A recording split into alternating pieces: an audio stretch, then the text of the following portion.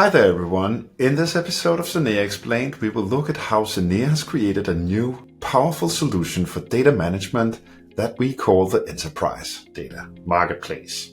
We want to connect data producers with data consumers, and that takes, as you will see in this episode and in coming episodes, a data catalog and an enterprise data marketplace. With the rise of data mesh, companies are realizing that traditional data catalogs do not meet their desire to consume data as products, and thus, in recent years, we have seen the emergence of data marketplaces as an alternative to data catalogs.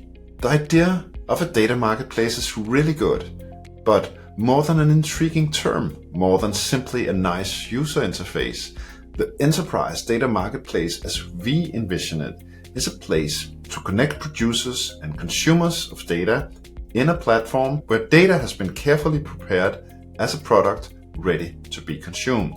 Therefore, an enterprise data marketplace helps the producer prepare the data to turn it into a product.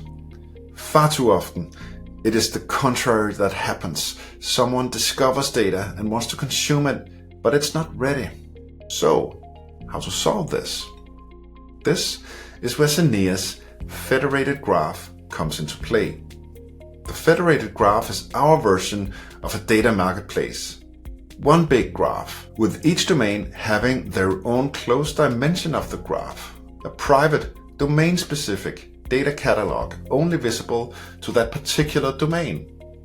This allows each domain to apply scanners towards their part of the IT landscape and harvest the datasets in it. From that point on, they can refine data into consumable products, and then, once they have been made ready for consumption, the domains publish the data products on the enterprise data marketplace, where they are discoverable, consumable, and accessible by all other domains in the company. That is how Zenea is connecting data producers and data consumers.